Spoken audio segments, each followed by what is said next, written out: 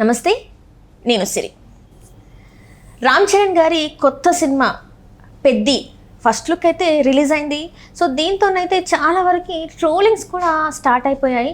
So అసలు ఏంటి ఈ సినిమాకి సంబంధించి మరిన్ని విషయాలు, అంటే ఈ లుక్ గురించే కావచ్చు, ఈ సినిమా టైటిల్ ఏదైతే ఉందో పెద్ది అని, దీని గురించే కావచ్చు. సో ఇట్లా ఈ సినిమా గురించి అనేక విషయాలు అయితే చర్చించడానికి మనతో పాటు ఉన్నారు ప్రముఖ సీనియర్ జర్నలిస్ట్ యజ్ఞమూర్తి గారు. నమస్కారం సార్. నమస్తే సిరి. సార్, రామ్ చరణ్ గారి సినిమా అంటే గేమ్ చేంజర్, అంత ఆశించినంత మేరకు అది హిట్ అవ్వకపోవడంతోనైతే ఇప్పుడు ఆయన ఫ్యాన్స్ చాలా ఏంటంటే ఎదురు చూస్తున్నారు సినిమా కోసం, పెద్ది కోసం. కాకపోతే ఏంటంటే ఇక్కడ పెద్ది ఏంటని టైటిల్ కోసం ఇంకా ఆయన లుక్స్ వచ్చిన తర్వాత, ఫస్ట్ లుక్ రిలీజ్ అయిన తర్వాత ఏంటి లుక్ ఏంటని చాలా వరకు ట్రోల్స్ అయితే జరుగుతున్నాయి సార్. సో దీని మీద మీ స్పందన ఏంటి సార్? ఈరోజు పెద్ది అనే సినిమా టైటిల్ని అనౌన్స్ చేశారు అఫీషియల్గా. అంటే కొంతకాలం నుంచి ఈ సినిమాకి పెద్ది అనే టైటిల్ అనఫీషియల్గా మీడియాలో నలుగుతూనే ఉంది. ఈరోజు దాన్ని అఫీషియల్గా ప్రకటించారు. దాంతోపాటు రామ్ చరణ్ లుక్ను కూడా, ఫస్ట్ లుక్ను కూడా రివీల్ చేశారు, ఎలా ఉండబోతుంది ఆయన లుక్ అనేది. సో మనం చూసాం, గుబురుగడ్డం, పొడవుగా పెంచినటువంటి జుట్టు, దీనితోడు చెవికొక, ఇక్కడొక రింగు, ముక్కుకు ఒక రింగు, అది కూడా ఇక్కడ కింద పెట్టడం. సో ఇవన్నీ చూసాము. ఒక పోస్టర్లో అలా ఉంది, ఇంకొక పోస్టర్లో ఒక పాత కొద్దిగా విరిగిపోయినటువంటి క్రికెట్ బ్యాట్ పట్టుకొని కనిపిస్తున్నాడు ఆయన. ఒక వెనక ఒక చిన్నపాటి స్టేడియం లాంటిది కనిపిస్తూ ఉంది, ఒక మైదానం. సో ఇవన్నీ ఈ లుక్స్ చూస్తే, సో ఇది ఒక క్రీడా నేపథ్యంతో స్పోర్ట్స్ డ్రామా అనేది అర్థమవుతుంది. క్రికెట్ కూడా ఈ సినిమాలో అంతర్భాగం అనిపిస్తుంది. దానికి తోడు రామ్ చరణ్ తన సోషల్ మీడియా హ్యాండిల్లో ఒక క్యాప్షన్ పెట్టాడు, ఫైట్ ఫర్ ద ఐడెంటిటీ అని. అంటే ఒక గుర్తింపు కోసం పోరాటం, తన వ్యక్తిగత గుర్తింపు లేదా తన వాళ్ళకు సంబంధించినటువంటి గుర్తింపు, తన సమాజం, తన జాతి. ఇతను ఏదో ఒక ఈవిల్ ఫోర్స్ తోటి ఫైట్ చేయబోతున్నాడు, ఒక దుష్ట శక్తితోటి. అది చాలా శక్తివంతమైనటువంటిది. తమ వాళ్ళందరినీ కూడా బానిసలుగాను లేదా అణగిపోయిన వాళ్ళను అణచడానికి ప్రయత్నించేటువంటి శక్తులు ఉంటాయి కదా కొన్ని సమాజంలో, అప్పర్ హ్యాండ్గా. సో వాళ్ళతోటి తనతో పాటు తన వాళ్ళని కూడా గుర్తింపు తేవటం కోసం, అది కూడా ఒక ఆట ద్వారా ఆ పోరాటంగా మనం భావించవచ్చు. మనకు తెలుసు, అదేం cinema, Aamir Khan cinema Lagaan cinema, అది కూడా క్రికెట్.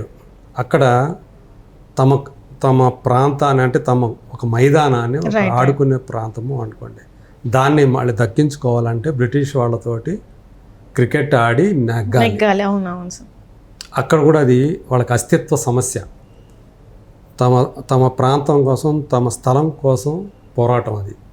దానికోసం వాళ్ళు క్రికెట్ పుట్టినిల్లైనటువంటి బ్రిటిష్ వాళ్ళతోటే వాళ్ళు ఆడి గెలిచి దాన్ని చేజిక్కించుకోవటం. అట్లానే ఇది కూడా ఇంకో రకంగా, అక్కడ బ్రిటిష్ వాళ్ళు విలన్లు అయితే, ఇక్కడ ఆ ఊరి మోతుబరో మొత్తానికి ఒక విలన్ ఉన్నాడు, శక్తివంతమైన విలన్. అతని నుంచి తమ అస్తిత్వాన్ని, తమ గుర్తింపుని కాపాడుకోవటం కోసం చేసే పోరాటం వీళ్ళు ఒక ఆట ద్వారా అని అనిపిస్తుంది నాకైతే. సో బుచ్చిబాబు సానా తన గురువు సుకుమార్ లాగా చక్కని స్టోరీ టెల్లర్, మంచి స్క్రీన్ ప్లే రైటర్.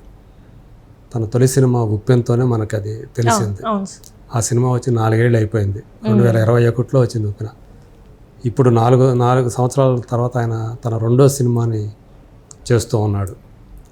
రిలీజ్ అయ్యేటప్పటికి ఇది కూడా 2026 మార్చి, బహుశా రామ్ చరణ్ పుట్టినరోజు అయినటువంటి మార్చి 27కి ఒకరోజు ముందు, అంటే మార్చి 26 రావచ్చు అని చెప్పుకుంటూ ఉన్నారు. అఫీషియల్గా అయితే ఇంకా వాళ్ళు ఏమి అనౌన్స్ చేయాలి. అంటే అప్పటికి 5 సంవత్సరాలు అవుతుంది ఆల్మోస్ట్. 2021లో ఒకటి, 2026లో రెండో సినిమా. కాకపోతే రెండో సినిమాలోనే ఆయన రామ్ చరణ్ని డైరెక్ట్ చేసే ఛాన్స్ సంపాదించుకున్నాడు. యాక్చువల్గా అది నేను అనుకోవటం జూనియర్ ఎన్టీఆర్ దగ్గరికి వెళ్ళిన కథ. ఎందుకంటే జూనియర్ ఎన్టీఆర్తో చేయాలి తను. కొన్ని కారణాల వల్ల తను చేయలేకపోవటం, ఆ ప్లేస్లో రామ్ చరణ్ పేరునే తనే సజెస్ట్ చేసేయడానికి కూడా ఇట్లా వచ్చింది ఇది. సో రామ్ చరణ్కి ఆ కథ బాగా నచ్చి తను చేయడానికి ముందుకు రావటం. సో ఆ గడ్డము అవన్నీ చూస్తే ఆ లుక్ చూస్తే మనకి రంగస్థలానికి కొనసాగింపుగా అనిపిస్తుంది. ఇన్ఫ్యాక్ట్ రంగస్థలంకి తను వర్క్ చేశాడు బుచ్చిబాబు సుకుమార్ గారితో. అందువల్ల అంటే ఆ గురువు ప్రభావం ఖచ్చితంగా తన మీద ఉంటుంది. రూరల్ బ్యాక్ డ్రాప్, రంగస్థలం లాగా ఇది కూడా ఒక రూరల్ బ్యాక్ డ్రాప్. ఈవెన్ అది కూడా అస్తిత్వ సమస్యే, గుర్తింపు కోసమే ఇక్కడ కూడా రంగస్థలం కూడా. ఇది ఇంకొక పద్ధతిలో జరుగుతుందని నేను అనుకుంటూ ఉన్నాను. సో ఇందులో శివరాజ్ కుమార్ ఒక పవర్ఫుల్ రోల్ చేస్తూ ఉన్నాడు. సో అతను మరి ఏ రోల్ చేస్తూ ఉన్నాడు ఏంటి, ఒకవేళ అతనే ఈవిల్ ఫోర్సా డౌట్.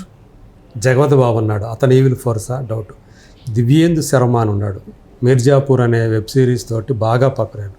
మేబీ నాకు అనిపిస్తుంది దివ్యేందు శర్మ ఆ ఈవిల్ ఫోర్స్ ఏమో అని చెప్పేసి అనిపిస్తుంది. అందులో కూడా అతను నెగిటివ్ రోలే, చాలా కిరాతకంగా ఉంటాడు, ప్రవర్తిస్తా పాత్ర చూస్తానికి చిన్నోళ్ళలాగా కనపడతాడు పైకి. సో కానీ చాలా క్రూరమైన పాత్ర పోషించాడు అందులో. సో అట్లా ఒక క్రూరమైన పాత్ర ఇందులో అతను చేస్తున్నాడేమో అని నాకు అనిపిస్తుంది. జాన్వీ కపూర్ హీరోయిన్. ఇక ట్రోల్స్ విషయానికి వస్తే, పుష్ప అనే టైటిల్ రివీల్ చేసినప్పుడు అప్పుడు ఫస్ట్ లుక్ ఏదైతే ఉందో అల్లు అర్జున్ని, ఆ లుక్ని ఈ లుక్ని రెండు పక్కన పెట్టి పోలుస్తూ ఉన్నారు. సేమ్ దాని తరహాలోనే ఈ లుక్ను కూడా రివీల్ చేశాడు. కాకపోతే దానికి దీని తేడా ఆ ముక్కు రింగు, అక్కడ పుష్పరాజుకు ముక్కు రింగు లేదు, ఇక్కడ పెద్దికి ముక్కు రింగ్ ఉంది, అది తప్ప మిగతా అంతా కూడా ఒకటే అని చెప్పేసి వస్తుంది. ఇంకొకళ్ళైతే అసలు వేరే వెళ్ళిపోయి సై అనే సినిమాలో భిక్షు యాదవ్ క్యారెక్టర్ చేసినటువంటి ప్రదీప్ రావత్ ఆయన లుక్ని తీసుకొస్తున్నారు. ఆ లుక్లో ఆయనకి ఇక్కడ ముక్కుకి రింగ్ ఉంటుంది, రెండు పెట్టి సో దేని నుంచి కాపీ చేశాడు అన్నట్టుగా కొంతమంది అలా ట్రోల్ చేస్తున్నారు. ట్రోలర్స్కి ఏ చిన్నది దొరికినా కానీ దాన్ని పట్టుకుని ఎక్కడికి వెళ్ళటం మనకు తెలిసిందే. కానీ రామ్ చరణ్ అభిమానులకు మాత్రం ఆ లుక్ బాగా నచ్చింది అని చెప్పి మనకు అర్థమవుతుంది. వాళ్ళందరూ కూడా చాలా ఓవర్వెల్మింగ్ మూడ్లో ఉన్నారు. అంటే ఇక్కడ లుక్ అనే కాదు సార్, ఈ టైటిల్ ఏదైతే ఇది టైటిల్ అని చెప్పేసి ఎప్పుడైతే అనౌన్స్ చేసిండ్రో పెద్ద గతంలో కూడా ఇదే పేరు అని చెప్పేసుకుని కూడా కొంతమంది మాట్లాడారు. ఇప్పుడు కన్ఫర్మ్ అయింది. అసలు పెద్ద అని పెట్టడానికి గల కారణం ఏంటి, ఏమై ఉంటుంది సార్? అసలు నేను అనుకోవటం పెద్ద అంటే పేరు కాదేమో అనుకుంటున్నా. సాధారణంగా రెండు రకాలు, అంటే ఒక ప్రాంతంలో ఇది ఉత్తరాంధ్ర ప్రాంతానికి సంబంధించినటువంటి ఆ నేపథ్యంతో నడిచే కథ అని మనకు తెలుస్తుంది. బుచ్చిబాబు కూడా అదే ప్రాంతానికి సంబంధించి గోదావరి అతను కాబట్టి ఇది గోదావరి ప్రాంతము లేకపోతే ఇంకా అవతలో ఉత్తరాంధ్ర అని చెప్తూ ఉన్నారు. సాధారణంగా ఇంట్లో పెద్దవాళ్ళు ఎవరైతే ఉన్నారో, ఇప్పుడు పెద్ద కొడుకు ఉన్నాడు అనుకోండి, ఇంట్లో పెద్ద అని పిలుస్తారు. ఒక ప్రాంతంలో ఉన్నటువంటి ఒక అలవాటు అది. పెద్దమనైనా లేకపోతే ఎవరైనా పెద్ద అని. కొన్ని ప్రాంతాల్లో సపోజ్ దక్షిణ కోస్తాకు వచ్చితే అక్కడ పెద్దమ్మని పెద్ది అని పిలుస్తారు, పెద్దమ్మని పెద్ది అంటారు. అది ఒకటే ఉంది. కానీ ఇక్కడ అలా కాదు. నేను అనుకోవటం ఆ ఇంటికి ఇతను ఏ ఇంటికి సంబంధించిన వాడో ఆ ఇంటికి ఇతను పెద్దవాడై ఉంటాడు, అంటే పిల్లల్లో పెద్దవాడై ఉంటాడు. అందు గురించి పెద్ది, అందరూ కూడా పెద్ది అని పిలుస్తూ ఉంటారు. సో పెద్ది అని ఎవరైతే ఆ పిలుపు ఎవరైతే వస్తుందో వాళ్ళకి నిజంగానే బాధ్యతలు కూడా ఉంటాయి. అది ఒక గౌరవప్రదమైన పిలుపు.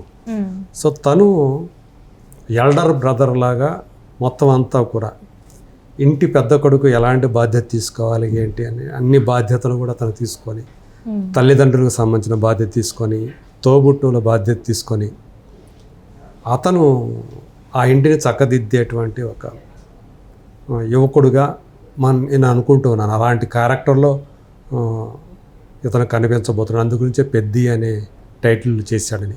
చాలామందికి ఇక్కడ తెలంగాణ ప్రాంతానికి ఈ పెద్ది అనేది చాలా వరకు పరిచితం కానటువంటి పేరుగానే మనకు అనిపిస్తుంది.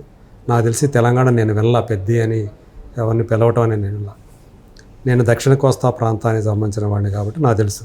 పెద్ది అనేది మా సైడ్ అయితేనేమో పెద్దమ్మని పెద్ది అని పిలుస్తారు. అంటే అందరూ కాదు, కొంతమంది అలా పిలవటం అలవాటు.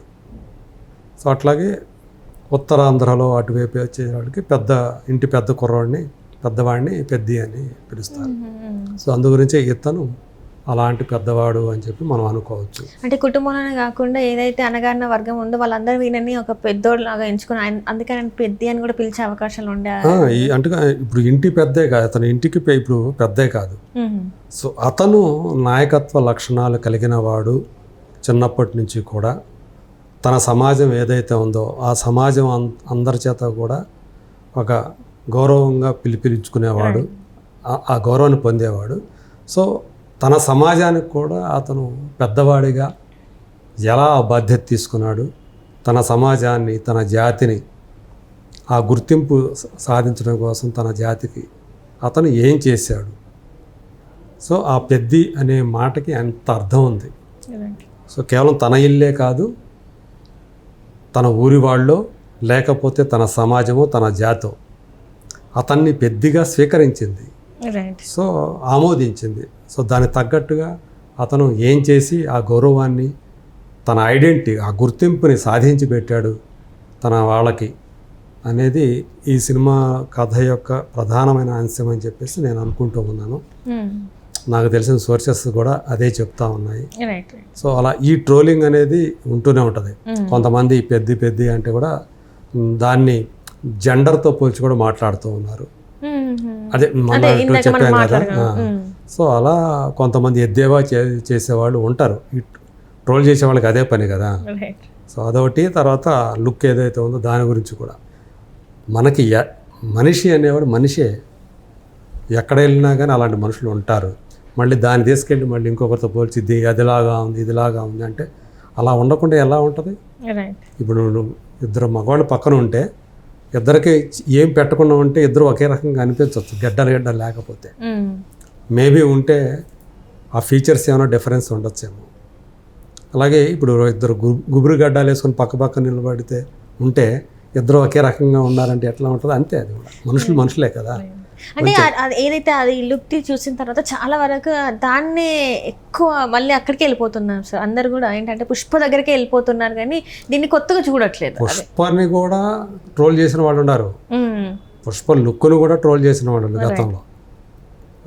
ఆ పుష్ప లుక్ వచ్చినప్పుడు ఆ గడ్డ చూసినప్పుడు రంగస్థలంలో ఈయన వేసాడు కదా, అదే ఆ లుక్ని కంటిన్యూ చేశాడు సుకుమారు అని కూడా అన్నారు. అంటే ఇది ఇంకా ఈ రైవలరీస్ అంటే ఇది ఫ్యాన్స్ మధ్యన జరుగుతుంది అనుకోవాలా సార్, లేకపోతే ఏంటి అనుకోవాలి? ఎందుకంటే ఇది గతంలో కొన్ని రోజుల నుంచి జరుగుతుంది, ఈ రెండు వీళ్ళ మధ్యలో జరుగుతుంది. ఖచ్చితంగా సోషల్ మీడియాలో ఆ ఇద్దరు ఫ్యాన్స్ మధ్య వారు నడుస్తూ ఉంది. మెగా ఫ్యాన్స్ అలాగే అల్లు ఫ్యాన్స్, అల్లు ఆర్మీ ఆ మధ్య జరుగుతుంది. ఎందుకు జరుగుతుంది ఏంటి ఇవన్నీ కూడా మనకు ఆల్రెడీ తెలుసు కాబట్టి సో వాళ్ళే ఎక్కువగా చేస్తున్నారని కూడా ఇప్పుడు నడుస్తుంది, చర్చ నడుస్తూ ఉంది. సో ఇవన్నీ పక్కన పెడితే ఈ సినిమా ఖచ్చితంగా మళ్ళీ బౌన్స్ బ్యాక్. RRR తోటి తను ఒక పెద్ద విజయం, గ్లోబల్ స్టార్ అనే ఒక ఇమేజ్ సంపాదించుకున్నాడు. తర్వాత 2 సినిమాలు చేశాడు తన తండ్రితోటి, ఆచార్యని, అది డిజాస్టర్ అయింది. గేమ్ చేంజర్ సోలో హీరో చేశాడు, అది డిజాస్టర్ అయింది. సో మళ్ళీ ఈ సినిమాతోటి బౌన్స్ బ్యాక్ అవుతాడనే నమ్మకాన్ని బుచ్చిబాబు మీద అపారమైన నమ్మకం చాలామందికి ఉంది. ఎలాంటి స్టోరీ ఖచ్చితంగా అయ్యే అవకాశాలు ఉన్నాయి అని చెప్పి ఎక్కువ మంది అయితే నమ్ముతున్నారు. అది. Thank you so much. Thank you.